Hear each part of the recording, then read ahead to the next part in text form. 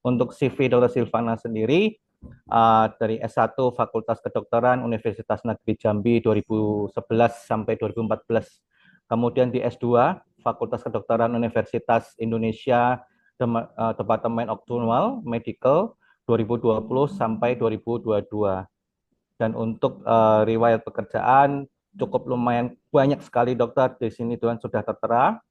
Kemudian ada beberapa kongres yang Dokter Wiwi sudah lampaui sebagai berikut. Yang pertama dari luar negeri, Dokter Wiwi Silviana ini sudah kongres di Korea, kemudian di Seoul, kemudian di London. Seperti itu dokter. Jadi cukup keren dan beken dokter untuk Dokter Wiwi Silvana ini dokter.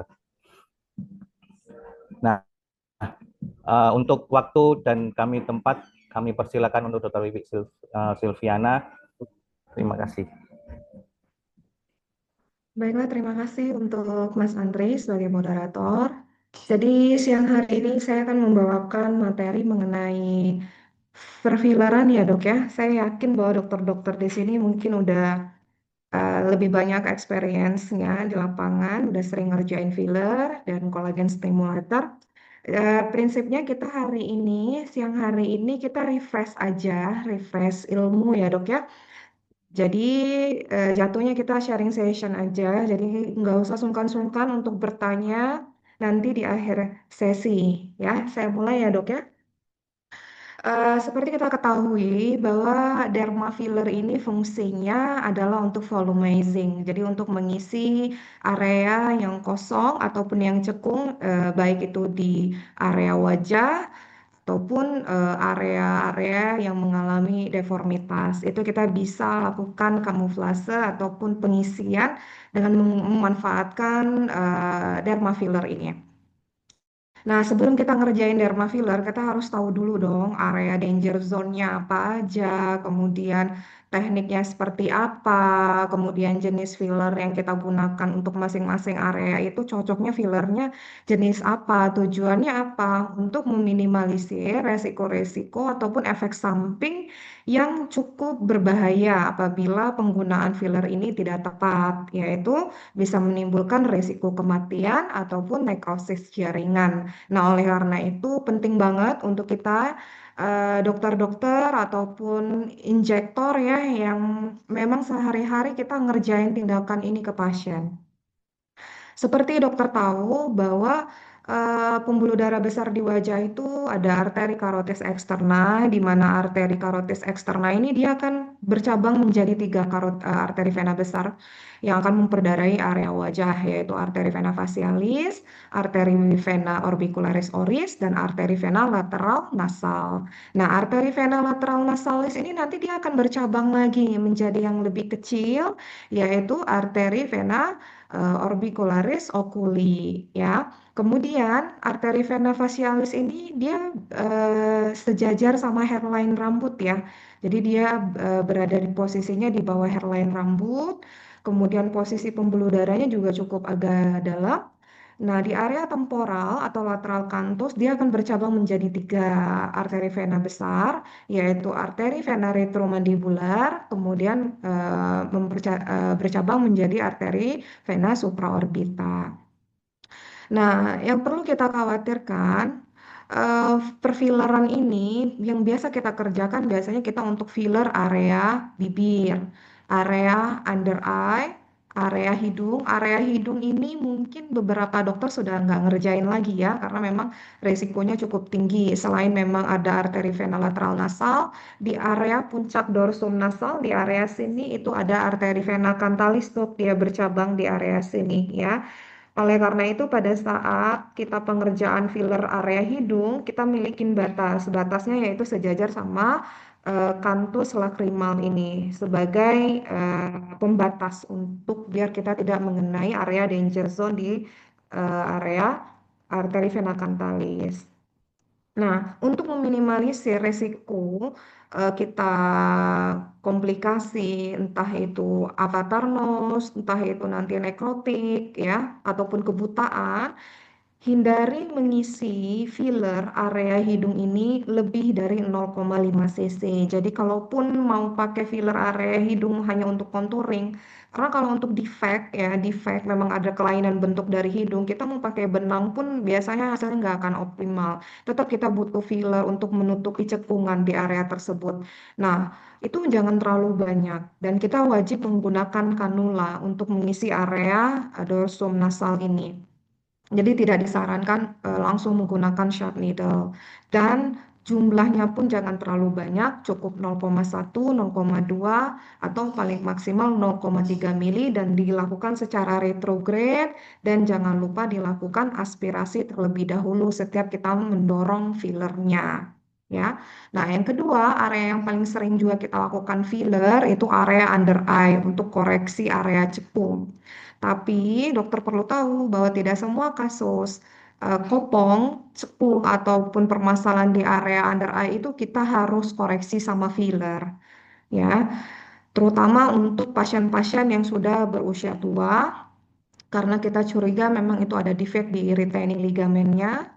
Kemudian pasien yang ada A-back itu tidak indikasi untuk kita koreksi sama filler. Jadi indikasinya apa? Pasien-pasien usia di bawah 35 tahun yang ada kopong cekungan di area kantung mata ya itu kita boleh isi dengan menggunakan filler. Itu pun area kantung mata ini ada dua bagian, yaitu retaining ligament dan orbicularis oculi retaining ligament atau ORL. Nah, area ORL itu letaknya di dari kantus lacrimal ini kurang lebih 1 cm di sini. Ini batasnya. Ya, area sini tidak boleh diisi sama filler, Dok. Karena itu akan beresiko tinggi nanti akan bikin tampilan seperti sausage appearance, itu salah satu komplikasi ya. Jadi kalaupun kita mau ngisi area kantung mata, isinya itu dari midline pupil, jadi kita hanya meletakkan filler di area di layersnya yaitu sukutan fat layers itu retaining ligamennya aja. Retaining ligament itu letaknya di mana? Di orbitarium sejajar sama midline pupil, itu pembatasnya. Jadi kalau dokter mau ambil dari lateral, masuknya hanya sampai di midline pupil. Setelah itu isi sedikit demi sedikit secara retrograde kalau memang mau mengisi area kosong. Jadi tidak boleh diisi dari kantus lacrimal 1 cm area situ, itu area danger zone-nya. Selain karena dekat sama pembuluh darahnya, di situ juga beresiko tinggi untuk si fillernya migrasi ataupun membentuk sausage appearance ya. Nah, kemudian apalagi yang sering kita lakukan isi filler yaitu area frontalis, Dok. Biasanya kita ambil dari lateral. Nanti ada videonya bagaimana kita melakukan tindakan untuk mengisi area lateral dari frontalis ataupun temporal yaitu dengan menggunakan kanula. Kemudian area yang sering lagi kita isi filler adalah area bibir. Nah, area bibir ini diperdarahin oleh arteri vena orbicularis oris. Jadi arteri vena oris ini dia berjalan dari sini ya, dari marionette line, kemudian dia akan bercabang dari oris anterior dan inferior. Kemudian dia lokasi si pembuluh darahnya itu di subkutan layers. Oleh karena itu, pada saat mengisi filler area bibir, kita tidak boleh terlalu deep layers. Jadi, isinya cukup di superficial aja, biar tidak kena pembuluh darahnya.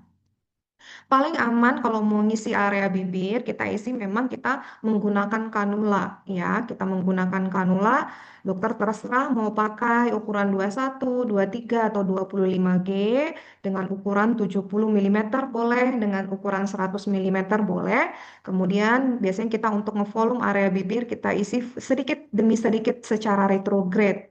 Tapi kalau dokter udah pengalamannya udah banyak, skillnya udah oke, dokter mau pakai sharp needle langsung, mau volume area bibir itu juga boleh, walaupun dia beresiko tinggi. Tapi dokter yang penting hati-hati aja. Nah, untuk menghindari resiko untuk pengisian filler area bibir itu dosis maksimalnya cukup 1 cc aja. Jadi per area itu biasanya kita 0,1 mili, 0,1 mili untuk ngevolume area bibir. Selain itu, yang biasa sering kita lakukan isi filler yaitu area smile line, yaitu nasolabial fold. Kita biasa isi dengan menggunakan filler. Nah, untuk nasolabial fold, karena di sini dokter bisa lihat ya, arteri vena lateral nasal, itu dokter boleh amannya menggunakan kanula. Tapi kalau mau menggunakan sharp needle langsung, pastikan on the bone. Jadi pas di atas tulang, karena di atas tulang tidak ada pembuluh darah. Kalau dokter kasih sharp needle dan ngambang, itu resiko banget nanti dokter masukin fillernya ke pembuluh darah lateral nasalnya sehingga nanti beresiko menyebabkan sumbatan oklusi yang akan menyebabkan resiko nekrotik jaringan. Kurang lebih seperti itu. Jadi ada beberapa area danger zone pengisian filler ya dok ya, yaitu area nasolabial fold, kemudian area dorsonasal, ya, kemudian area lateral dari temporalis, kemudian area bibir, ya. Kalau untuk dagu cenderung aman, dokter bisa lihat dagu di area inferiornya hampir tidak ada pembuluh darah yang bagian bawah ya kecuali di medialnya ada. Jadi yang aman itu mengerjakan filler area dagu, untuk area hidung, under eye, smile line, bibir, frontalis, temporal, semuanya memiliki resiko. Next. Nah, filler ini dokter tahu kalau yang udah sering pakai biasanya punya tiga tipe, yang itu yang light, medium, dan hard. Nah, masing-masing tipe filler ini, terutama yang Kitifill, penempatannya beda-beda dokter. Jadi fungsinya juga berbeda.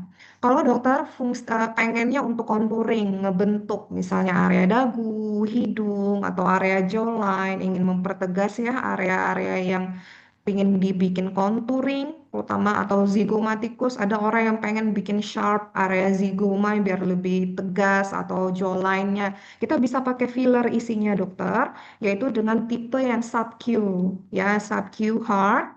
Kemudian letakkan fillernya wajib harus tepat di atas on the bone. Jadi dokter tidak direkomendasikan letak filler yang tipe sub-Q yang hard itu di atas lapisan subcutaneous fat layers karena itu meningkatkan resiko nanti menimbulkan baik itu nodul atau granuloma yang lama serap tubuh karena dia tipe hard ya, partikelnya lebih besar. Jadi disarankan diinjeksinya di deep layers. Jadi di sini terlihat tuh dok. Jadi subki itu disuntikan di area yang mendekati otot ya atau on the bone. Kemudian itu kita bisa isi yang warna merah, berarti frontalis, hidung, dagu, jawline, ya, area zigomatikus itu boleh. Kalau yang deep itu yang medium dokter. Jadi dia lebih konturnya nggak terlalu keras seperti yang hard. Dia untuk mengisi area mid dermis. Ya, nih hipodermis sampai ke dermis itu kita pakai yang deep injeksinya. Itu untuk isi apa? Mau pakai yang di frontalis boleh, dokter mau pakai di dagu boleh, dokter mau pakai di bibir yang deep juga boleh, under eye juga boleh, smile line juga boleh. Ya, kalau yang fine itu yang lebih ringan lagi dok, dia lebih cair, lebih ringan. Itu injeksinya boleh agak lebih superficial. Biasanya kita pakai yang fine, boleh di bibir, boleh di area under eye. Jadi letaknya itu di subcutan layers. Oke, next. Nah, bagaimana cara kita memilih filler itu, ya? Yang tadi saya sudah jelaskan bahwa tidak semua area di wajah itu jenis fillernya sama. Jadi kita harus pilih sesuai dengan daerah yang mau kita isi. Kenapa? Kesalahan kita dalam memilih filler itu meningkatkan resiko untuk terjadinya komplikasi, ya. Baik itu oklusi ataupun nekrotik jaringan ataupun fillernya mengalami migrasi. Nah, ini perbedaan jenis filler Kitifill yang fine, deep, dan subkey. Jadi kalau yang subkey dia lebih kental, lebih padat strukturnya dibandingkan yang deep dan yang fine. Yang tadi saya juga sudah jelaskan, kalau untuk area pipi, untuk area frontalis, bibir, teeth row, pilihannya apa ya. Jadi kalau teeth row atau area under eye, karena dia lebih thin, lebih tipis, kita pilihnya yang fine ya. Kalau yang lips, dokter boleh pilih dua, dokter mau pakai deep boleh, mau pakai fine boleh ya. Jadi semakin molekularnya semakin padat, makin kental, itu daya daya penyerapannya akan lebih lama dibandingkan yang tipe fine. Jadi kalau yang fine itu lebih gampang terserap tubuh. Jadi mungkin kalau yang fine di bibir, kalau dokter udah pernah coba itu bibir mungkin 3-6 bulan udah terserap tubuh. Tapi kalau yang hard, sepengalaman saya menggunakan Kitifil ini, dia bisa bertahan lebih dari 12 bulan. Oke, next. Nah, untuk kita dalam memilih filler, untuk tahu ini filler bagus apa enggak hasilnya nanti, biasanya kalau saya lihat dari dua indikatornya, yaitu saya lihat viskoelastisitasnya dan kohesivitas dari si fillernya. Jadi kalau semakin tinggi viskoelastisitas suatu produk filler, misalnya di atas 7%, itu membuat kita sebagai user itu lebih gampang untuk mendorong si fillernya. Jadi seperti tidak ada tahanan, jadi nggak terlalu effort banget.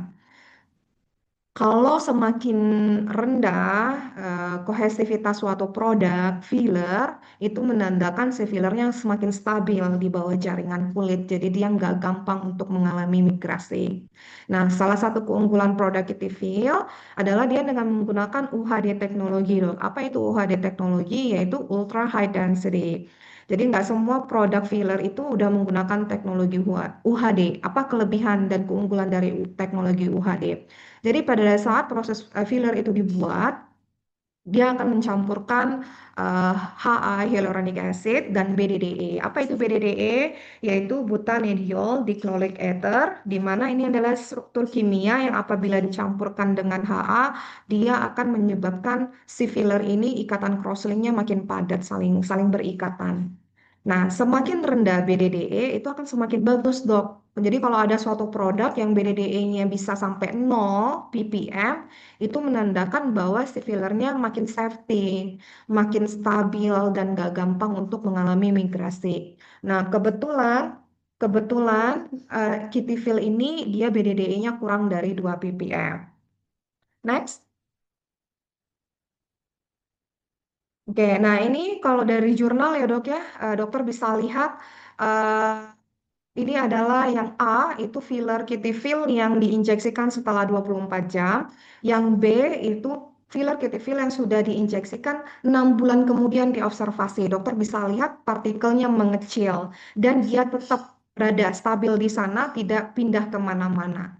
Oke, next.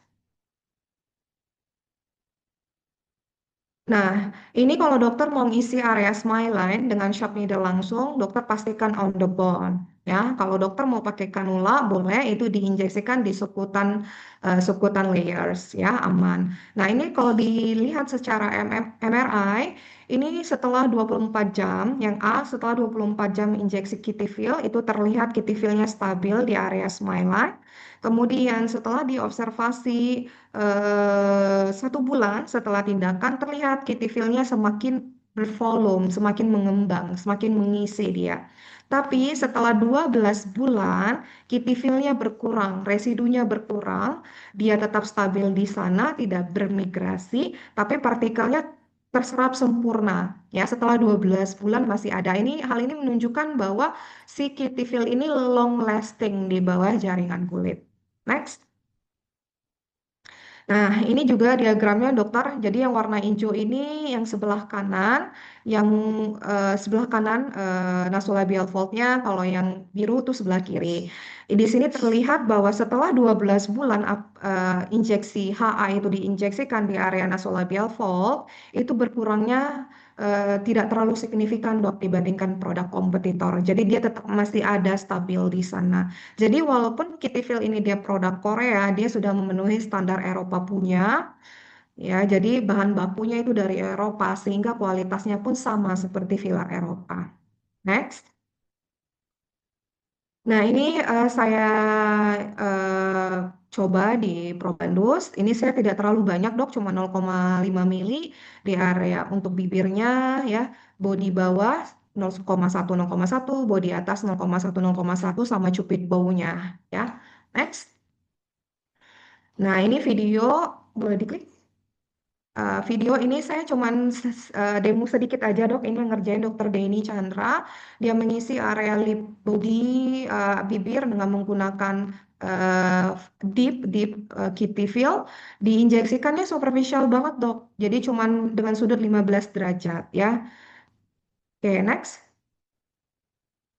Kalau ini Dokter Denny lagi ngerjain kitty-fill dengan menggunakan kanula di area temporal, dokter. Jadi kita dengan teknik fanning namanya dok ya. Jadi kita isi sedikit demi sedikit, kemudian diisi secara retrograde. Next. Oke, kesimpulannya bahwa produk Kidneyfill ini kandungan dosisnya 24 miligram dan salah satu keunggulannya adalah dosis lidokainnya cukup tinggi yaitu 3 miligram atau 0,3%. Jadi disuntikan itu cukup cenderung aman, tidak menimbulkan resiko nyeri ke pasien. Ya, dan produk ini juga sudah dilengkapi register Kemenkes RI. Next. Nah, tadi saya sudah jelasin filler, kita masuk ke kolagen stimulator. Saya mengerti bahwa dokter sangat pasti antusias banget ya dengan produk kolagen stimulator karena memang dalam tahun 2025 sampai 2026 ini kolagen stimulator ini lagi happening banget di Indonesia. Next. Nah, sebelum kita mengerjakan kolagen stimulator, alangkah lebih baiknya kita tahu dulu dok bahwa lapisan kulit itu kan memang terbagi menjadi 3 layers ya, epidermis, dermis, dan hipodermis. Dokter tahu bahwa kolagen stimulator ini yaitu kita terbagi menjadi dua, yaitu produknya yang sifatnya degradable dan non-degradable. Kalau yang degradable itu contohnya PMMA dok. Kalau zaman dulu mungkin 5-10 tahun yang lalu dokter masih ingat produk-produk yang ada kandungan eh, silikon ya, silikon itu dia masuk kolagen stimulator, tapi memang sudah ditinggalkan karena memang menimbulkan efek samping yang cukup berbahaya dan tidak diserap oleh tubuh. Oleh karena itu, seiring perkembangan zaman, dikembangkanlah kolagen stimulator yang sifatnya biodegradable, di mana golongan kolagen stimulator itu ada 4 yang mungkin kita udah pernah dengar CHAH ya dok, kolagen kalsium hidroksilapatit plus HA, kemudian ada PCL booster, kemudian ada PDO booster, ada PLLA dan PDLA ya dok ya. Oke. Nah, untuk produk-produk kolagen stimulator, kita melakukan injeknya itu di lapisan layers yang agak lebih dalam, yaitu dermis ke hipodermis. Jadi tidak disarankan diinjeksikan secara intrakutan untuk beberapa produk ya. Tapi kalaupun misalnya mau diinjeksikan secara intrakutan, apakah hasilnya nanti akan mengurangi efektivitasnya? Jawabannya tergantung. Dokter tujuannya untuk apa? Kalau dokter untuk volumizing disarankan injeksinya di dermis atau di subcutaneous fat layers-nya. Jadi dia untuk menstimulasi kolagen karena kolagen berada di lapisan dermisnya. Tapi kalau dokter hanya untuk memperbaiki skin tekstur, baik itu hanya untuk pori-pori atau scars ya, ataupun pigmentasi yang masih grade 1 itu dokter boleh injeksikan secara intrakutan. Tapi beberapa produk kolagen stimulator itu benar-benar tidak boleh diinjeksikan secara intrakutan. Kenapa? Karena mikrospernya gede sehingga itu akan menyebabkan papul-papul yang lama diserap tubuh. Jadi sebaiknya memang diinjeksikan secara deep dermis kalau sesuai protokolnya ya. Nah, next. Nah, teknik injeksi kolagen stimulator nanti tergantung dokter mau pakai teknik fanning menggunakan blunt needle, kanula, atau dokter mau pakai sharp needle. Kalau dokter mau pakai sharp needle, biasanya kita injeksi untuk area under eye boleh. Biasanya kalau cekung under eye-nya mau diinjeksikan secara intrakutan boleh. Kenapa? Kalau area under eye karena pembuluh darahnya kecil-kecil dan banyak, itu dia berada di lapisan subkutan, makanya nggak boleh dia deep area under eye. Under eye memang diperbolehkan hanya injeksi secara ya, intrakutan. Nah, kemudian area mana lagi dokter mau intrakutan menyebar ke seluruh wajah boleh. Tapi itu tadi saya bilang tujuannya apa? Kalau intrakutan kecil-kecil seperti gambar yang di sebelah kiri, ini hanya untuk skin texture aja dok, skin memperbaiki skin quality. Entah itu pori-pori, lembab aja, cerahnya aja, ya, atau glowing-glowingnya aja. Tapi kalau fokusnya dokter adalah untuk ngevolume, mengisi, ataupun efek lifting, disarankan dokter dengan menggunakan teknik fanning, yaitu dengan menggunakan kanula langsung. Letak layersnya yaitu di subcutaneous layers atau di hypodermis layers, ya. Next. Nah, kalau dokter mau injeksikan untuk efek lifting, kolagen stimulator, selain dokter dengan teknik fanning, dokter boleh injeksi 5 titik aja, seperti kita injeksikan PN, yaitu di ligamen. Di mana di ligamen wajah, yaitu yang angka 1 itu ligamen zygomatikus, silakan injeksikan. Biasanya kita injeksikan sekitar 0,5, 0,3 sampai 0,5 mili per titik. Kemudian di mesenteric ligamen yang nomor 2 itu juga sama ya dok ya, agak dalam 3/4 needle. Biasanya kita pakai needle nomor 30G. Kemudian di mentalis boleh, kemudian di auricula anteriornya boleh, kemudian di ligamen platysmanya boleh. Itu untuk efek instant lifting ya. Kemudian selain memang untuk wajah, kolagen stimulator ini juga bisa untuk mengisi area punggung tangan. Jadi kalau udah mulai kosong-kosong di sini, ini juga dokter bisa isi dengan kolagen stimulator ya. Apa keunggulan kita mengisi area wajah dan area body line dengan menggunakan cold steam dibandingkan kita dengan menggunakan derma filler? Kalau ini dia lebih long lasting, bisa sampai 18 bulan sampai 24 bulan, which is 2 tahun bisa tahan dibandingkan filler yang cuma 12 bulan daya tahannya ya. Next. Nah, ini produk My Shape-nya. Jadi kita punya produk kolagen stimulator, Dok. Nah, kolagen stimulator kita ini nggak cuma fokus untuk kolagen stimulator, tapi juga bisa untuk kolagen booster. Jadi selain memang kandungannya ada PLLA dan HA, yaitu kalau elixir itu 20 miligram. Ada amino acidnya juga di situ. Jadi ada 50 ingredients di situ. Ada vitamin B12, ada peptide-nya, ada mineralnya, ada vitaminnya. Jadi selain memang dia bagus untuk ngevolume, lifting, dia juga baik untuk memperbaiki skin quality, untuk brightening, whitening, ya, untuk aging juga bagus. Next. Nah, salah satu keunggulan dari produk MyShape Elixir ini adalah di ukuran mikrobiom mikrosfernya yaitu 30 nanomikron dok dibandingkan kompetitor di 40 sampai 80 nanomikron. Jadi semakin kecil partikel mikrosfer suatu produk kolagen stimulator dia makin optimal masuk sampai ke lapisan dermis terdalam sehingga stimulasi kolagennya akan lebih optimal dibandingkan yang ukurannya lebih gede ya. Nah, untuk MySafe Elixir ini dia terbagi dua dok. Jadi dalam satu box ada kolagen boosternya, ada kolagen stimulatornya. Ya nanti kita campur, kita mix jadi satu. Next.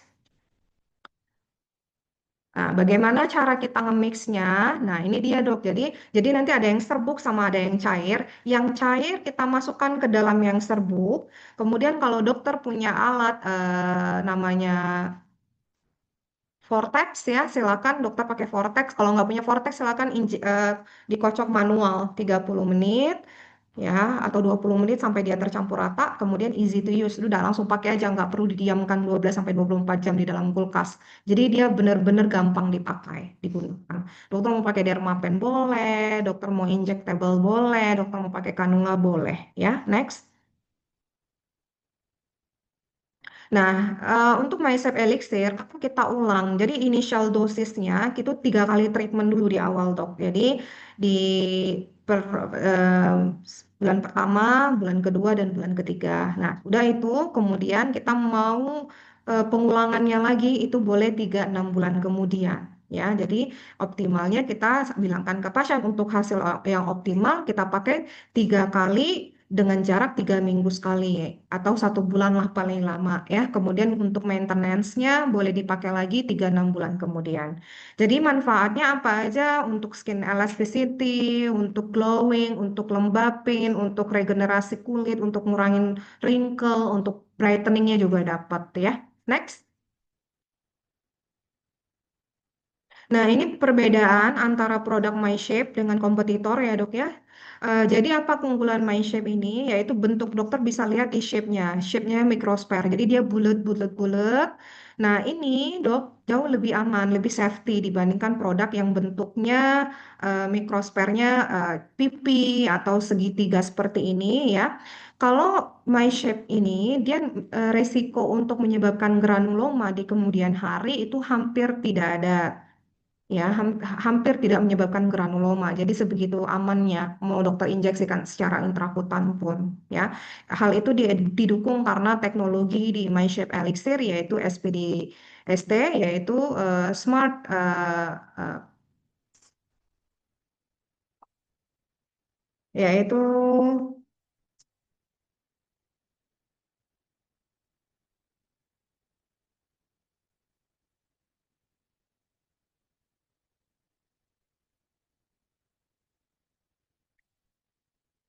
mana? Maaf ya dok, saya jadi lupa itu ya dia smart spare. Jadi pada saat ditopikalkan dia akan tetap masuknya bisa sampai menembus lapisan dermis terdalam ya. Next, next. Nah, ini kalau dokter mau pakai MyShape Lux ya, jadi kita juga punya Lux. Lux ini dosisnya lebih besar dok. Kalau Elixir tadi kan 20 miligram, kalau Lux ini 150 miligram. PLA-nya 50 miligram HA, jadi totalnya 200 miligram. Nah, itu kita encerkan dengan 9 sampai 10 NaCl, dok. Kemudian kita kocok, jadikan satu, kemudian kita pakai kanula nomor 25G. Pada saat kita ngebolusnya itu kita kocoknya kurang lebih 20 sampai 30 menitan, ya. Next. Nah, ini hasil before afternya dok pasien yang udah diinjeksikan MyShape Lux. Dokter bisa lihat ya untuk skin tone-nya naik dok, jadi brightening-nya dapat. Kemudian beberapa dokter yang udah pakai elixir ini mereka uh, key point-nya itu untuk kasus flek bagus banget. Jadi hiperpigmentasinya berkurang, terus skin teksturnya membaik menjadi lebih halus, lebih lembab, pori-porinya juga mengecil. Kemudian dokter bisa lihat smile line-nya sebelum diisi dengan My Shape Elixir cukup dalam. Ini setelah dipakaikan elixir ya cukup berkurang. Kemudian ini juga perbedaannya pada pasien usia 28 tahun terlihat wajahnya jadi lebih lebih glowing ya dok ya dari sebelum dia menggunakan My Shape Elixir. Next. Oke, sudah selesai. Demikian saya rasa presentasi saya mengenai produk kita siang hari ini. Saya kembalikan kepada moderator. Ya, terima kasih Dokter Wiwi untuk siang hari ini. Masih semangat teman-teman dokter pada siang hari ini? Ya, semangatlah dok. Ya, siang hari ini dokter saya buka untuk 3 pertanyaan dari teman-teman dokter yang ingin bertanya lebih lagi atau mungkin ada yang ingin tahu lebih lagi terkait produk QT-Fill dan biosimulator kami, dokter. Silakan dokter, dari teman-teman yang mau bertanya bisa diklik untuk raise hand-nya dokter atau mungkin bisa di chat seperti itu dokter.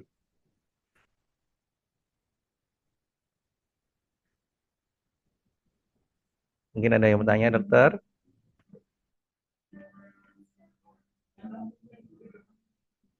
Wah, sudah ada 500 orang ini. Ayo dokter, siapa ini? Nanti kita di akhir sesi kita ada dopres dokter. Jadi jangan terburu-buru untuk live ya dokter. Itu.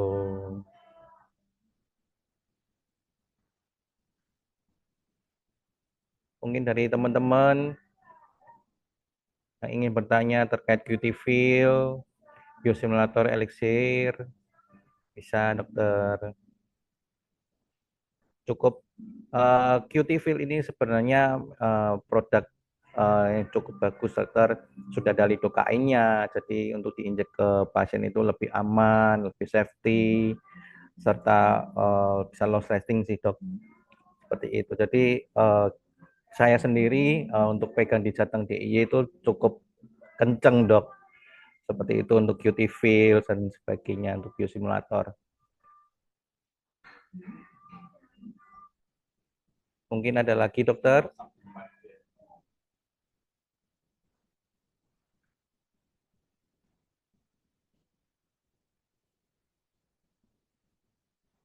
Mungkin dari dokter ada pertanyaan lagi dokter? Oh, ini ada nih di room chat ternyata. Terima kasih dokter Sugiarto nih menanyakan dokter Wiwi. Kolagen simulator ada antidoktennya enggak dok? Ya, oke, terima kasih untuk Dokter Sugiarto pertanyaannya. Dokter, sampai hari ini untuk kolagen stimulator itu belum ada antidotumnya, dokter. Makanya untuk pengerjaannya kita memang benar-benar harus sangat hati-hati, dok. Dan memang kita penting untuk memperhatikan ingredients dari produk kolagen stimulator yang kita gunakan. Nah, keunggulan dari MyShape ini, dok, dia mikrosfernya kecil, dok, 30 nanomikron dibandingkan yang lain. Jadi resiko untuk menyebabkan nodul ataupun granuloma walaupun kita injeksikan secara intradermal itu hampir minimal, dok. Dan downtime-nya juga 3 jam hilang gitu. Jadi kalau kita salah injeksi ya memang tidak seperti derma filler yang ada antidotumnya HDS. Kalau ini memang tidak ada, belum ada antidotumnya sampai saat ini. Nah, oleh karena itu untuk injeksi di area yang di dekat sama pembuluh darah besar, disarankan memang kita lebih baik dengan menggunakan teknik fanning, menggunakan kanula. Kalaupun dokter mau injeksikan mikro papul-papul kecil-kecil di seluruh wajah, untuk area under eye jangan terlalu dalam. Kalau selebihnya itu cenderung aman kok, dok. Ya, begitu dokter untuk pemaparannya dokter. Wah, cukup banyak juga ini pertanyaan mantap. Dokter Inderjit Singgih. Dokter lagi ada pertanyaan. Kalau terjadi injeksi secara subkutan terjadi papul yang susah larut, caranya menangannya seperti apa, Dok?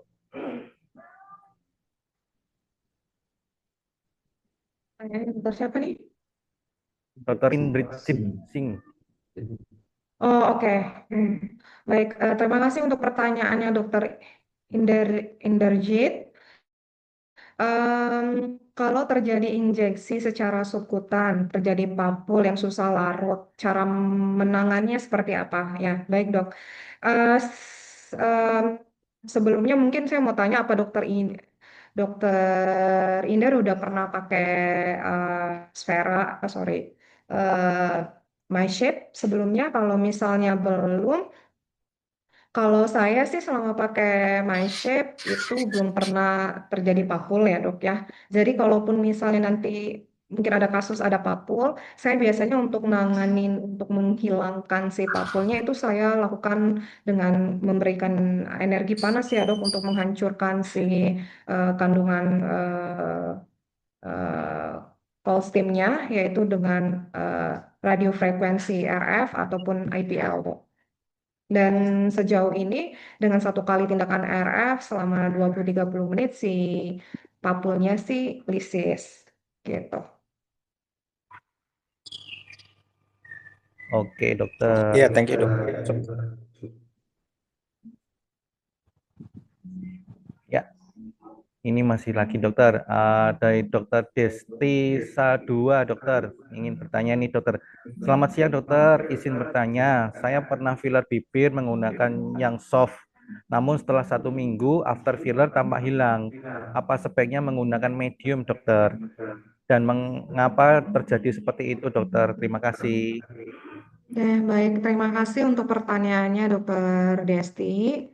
Em, Kalau untuk filler, kalau yang fine, tadi sesuai dengan penjelasan saya, memang dia agak lebih gampang diserap tubuh ya, terutama kalau kita mengisi area bibir, dikarenakan bibir kan aktivitas, kita makan, jadi sering bergerak gitu dok. Jadi memang penyerapannya lebih cepat dibandingkan kita mengisi fine filler misalnya di area under eye gitu.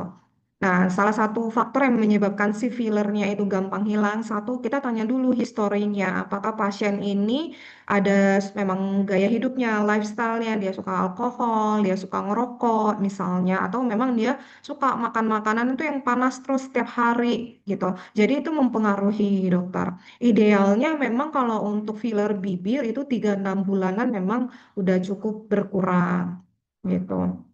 Sebaik apa pakai yang dip boleh, silakan silakan menggunakan yang dip dok. Saya udah pernah coba dan hasilnya jauh lebih cepat terbentuk dibandingkan yang fine. Wah, iya, mantap sekali dokter. Ini masih ada lagi dokter untuk dokter Novieka Desimulanda Wuliderena. Lebih bagus mana dokter kolagen simulator atau skin booster ya dok? Oh ya, heeh. Ya, ini dapatnya dok dari dokter Novieka. Lebih bagus mana dok, kolagen simulator atau skin booster ya?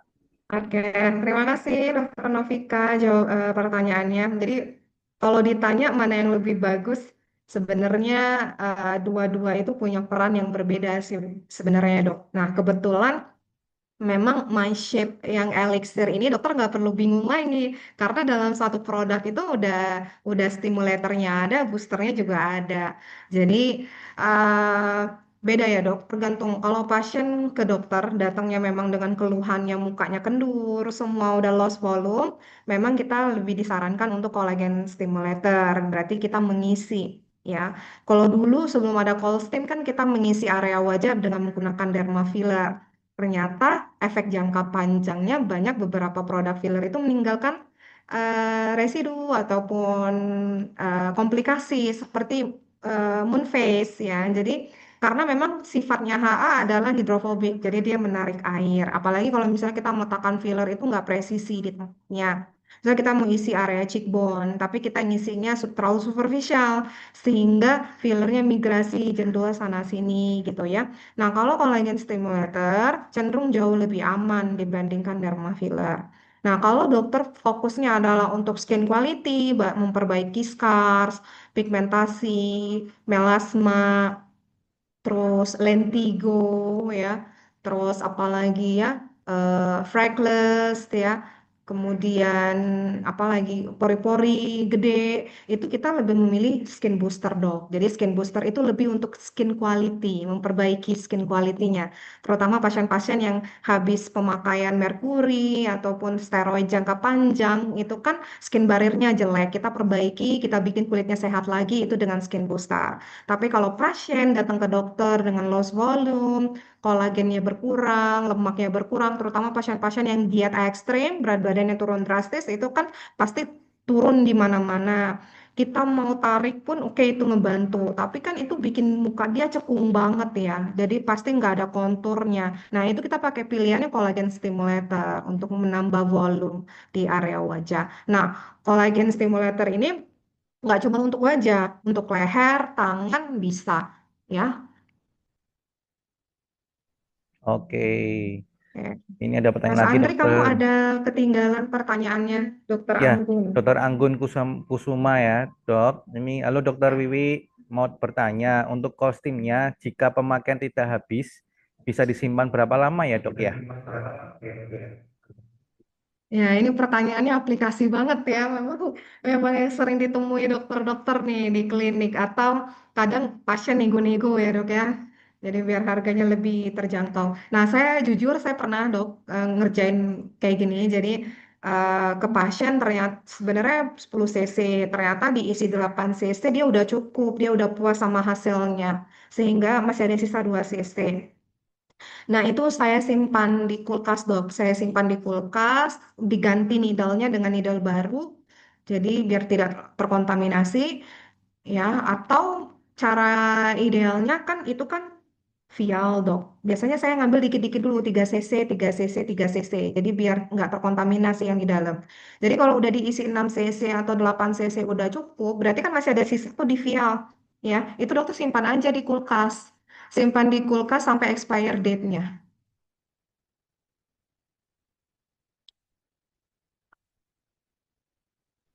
Ya, jadi aman ya dok sampai expired ya dok ya. Ya, Oke, oke, dokter ini ada lagi dokter, dokter Indrijit kembali bertanya, apabila kita menggunakan injeksi needle yang sharp, apakah terkena pembuluh darah? Apa yang akan terjadi efek sampingnya ya?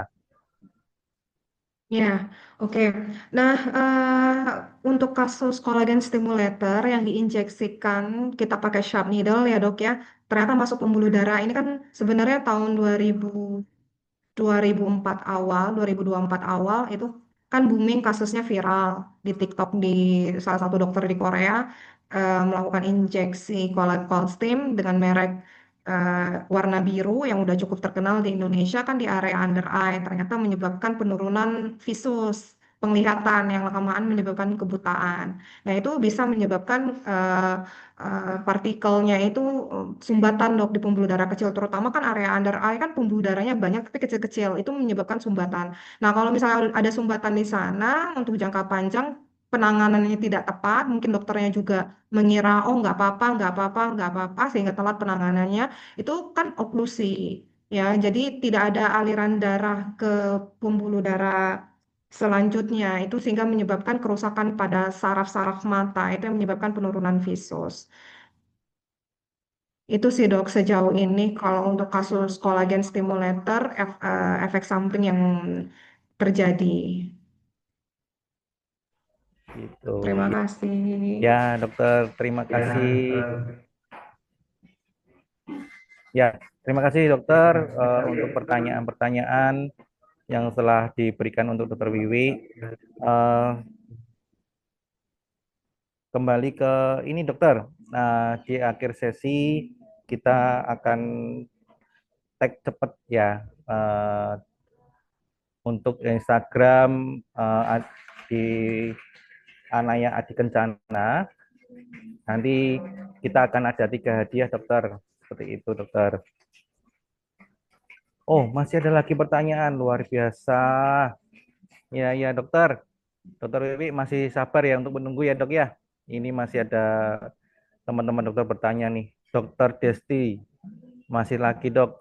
Selamat siang dokter, izin bertanya. Kapan kita memilih filler HA dibanding kolagen simulator dokter? Oh Luar ya, biasa. baik. Saya akan coba menjawab ya. Jadi kapan kita pilih HA, kapan kita pilih kolagen stimulator. Kalau kita pilih kolagen stimulator, biasanya kita untuk mengisi. Misalnya tuh Mas Andri kan kelihatan banget tuh kopong tuh area frontalisnya tuh dahinya, kelihatan cekung tuh ya. Nah, kalau yang di situ, kalau kita isi pakai filler dok, karena kan filler kan sifatnya hidrofobik tadi, dia menarik air. Kemudian dia akan beresiko untuk turun. Di sini kan ada foramen, ya, foramen frontalis. Nah, filler itu kan gampang untuk migrasi. Resikonya apa? Nanti bisa menyebabkan nyeri kepala hebat kalau misalnya sampai di sana. Nah, bagusnya apa berarti untuk ngisi area frontalis? Ya, kalau disuruh memilih ya berarti kolagen stimulator jauh lebih aman dengan catatan si stimnya ini diletakkan tepat di atas osteumnya, di atas tulang. Kenapa? Jangan injeksi stim di otot. Kenapa? Karena di otot area frontalis ini tadi kan dokter bisa lihat ya ada arteri vena supraorbita. Nah, arteri vena supraorbita itu dia keluar dari orbital rim ini, dia kan akan bercabang jadi dua tuh ya, bercabang jadi dua. Dia itu akan semakin semakin ke atas, dia akan semakin naik si pembuluh darahnya itu sampai di otot. Oleh karena itu, kalau untuk isi area frontalis nggak boleh di otot. Jadi harus benar-benar memastikan osteum. Bagaimana cara memastikan osteum? Bikin insisi sedikit, insisi entry point, kemudian kita tegak lurus dulu tuh kanula kita tusuk, kita kan rasa dret dret dret dret sampai kita mentok, kita rasa tuh mentok tempurung kepala itu terasa nanti udah sampai di osteumnya di tulangnya, baru dokter miringkan 15 derajat, baru dokter isi ya kayak Mas Andri itu saya akan arahkan ke tengah 11 line secara fanning, isi sedikit demi sedikit ya kan. Biasanya kalau untuk area frontalis kita isi 2 sampai 5 cc-an ya. baru nanti abis itu kita ratakan gitu. Jadi kalau untuk area-area yang cenderung beresiko tinggi dan migrasi, biasanya kalau untuk area wajah saya udah nggak pakai filler lagi, saya udah pakai collagen stimulator ya. Jadi filler ini saya cuma pakai untuk isi dagu, bibir, hidung saya masih ngerjain sejauh ini hidung karena beberapa pasien nggak bisa kalau cuma dikontur dengan benang gitu. Ya, tapi kalau untuk bikin volume, loss volume, misalnya Indiana line atau cheekbone, saya lebih memilih pakai collagen stimulator. Mantap, dokter. Dokter, kalau hidung saya bisa nggak, dok ya? Katanya terlalu Oke. susah ya, dok ya, hidung saya ya, dok ya. Oke, dokter Wiwi, masih ada satu lagi, dokter Wiwi, dari dokter Novieka. Lebih bagus mana, dokter, kolagen simulator atau skin booster ya? Tadi sepertinya pertanyaannya mirip dan juga udah diwakilkan tadi sama pertanyaan yang di atas. Oke, baik. Dari teman-teman dokter, mungkin bisa raise hand, dokter. Ada ingin bisa ditanyakan lebih dalam lagi terkait dari QT Feel dan biosimulator MyShape Elixir.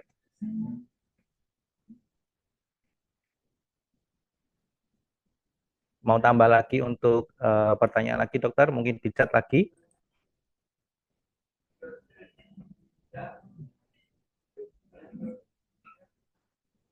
Oke, ya. Terima kasih dokter untuk semuanya. Untuk PT Anaya ini dokter lagi ada promo, lagi ada tour untuk ke Jepang dokter. Luar biasa sekali ya dok ya. Kita dengan pembelian di angka 140 juta dokter, sampai di bulan November ini kita akan berangkat ke Jepang itu di bulan Desember dokter dengan pembelian 140 juta ya dokter ya. Itu kita ada pembicara itu dokter Inaldo dari Medan. Kemudian ada satu lagi nih dokter, tapi belum kelihatan fotonya. Tapi so far cukup beken di Jepang. Nanti dokter akan membahas produk porcelain dokter, skin glisser, yang dimana lagi hype untuk di Korea ya dokter ya. Tetapi ini slotnya masih di Jawa Tengah ya dokter ya, untuk saya sendiri ya dokter yang pegang Jawa Tengah, Jogja, ini kita slot tinggal 5 dokter, karena cukup lumayan kenceng yang minta dokter dengan pembelian 140 juta. Mungkin dari teman-teman dokter di area teman-teman dokter bisa menghubungi tim marketing Anaya dokter. Seperti itu, kita langsung bisa MOU dokter. Jadi 140 juta itu dokter beli apa aja deh. Itu yang penting kita bisa berangkat bersama-sama dok. Atau mungkin bisa ngajak teman-teman dari dokter semua. Seperti itu dokter. Itu. Oke dokter, uh, kita kembali lagi untuk sesi terakhir ya dokter ya. Sesi terakhir, uh, besar harapan dari tour ini kita bisa berangkat bersama-sama untuk berangkat ke Jepang dengan kongres di Jepang ya dokter ya. Dan penutup untuk perpisahan dokter, saya nih ada sedikit pantun untuk teman-teman dokter semua di bulan puasa ini dokter, harus tetap semangat untuk puasanya nih ya. Itu ada anak ayam lari ke sawah, ketemu kecing sedang makan. Semoga ilmu yang diberikan siang hari ini semangat dan untuk bermanfaat bagi kita semua dokter. Iya. Oke, Terima kasih dokter terima untuk kasih. oke. Mas Andri, Ya, aku mau kasih-kasih hadiah lah buat oh, peserta-peserta yang tadi udah antusias nanya-nanya ya kan. ya Saya mau mantap. kasih produk filler untuk 3 pertanyaan terbaik. Ya, Oke, siapa nih dokter? yaitu yang pertama Dokter Inderjit Singh, Wah, terus Dokter selamat Desti dokter. Sadua, kemudian Dokter Anggun Kusuma Dewi. Nah, nanti dokter tadi namanya yang udah disebutin, silakan hubungi panitia Anaya, nanti dapat satu box filler Kitty dari dokter Wiwi ya. Ya, oke. Infonya. Terima kasih dokter, teman-teman semuanya. Mungkin ada tambahan lagi dokter Wiwi? Dari saya cukup. Cukup ya. Oke. Terima kasih teman-teman dokter untuk acara hari ini. Besar harapan di bulan depan kita akan mengadakan webinar lagi dan teman-teman tetap stay dan join ya. Thank you dokter, teman-teman semua. Siang. Dokter aja ngomong. Dokter aja ngomong. Udah pada. Ya, saya juga mau sampaikan dokter-dokter jangan lupa nanti isi absen ya dok ya untuk klaim sertifikat. Nanti kalau nggak isi absen nanti dokter nggak dapat sertifikat ya. Jangan lupa. Terima kasih.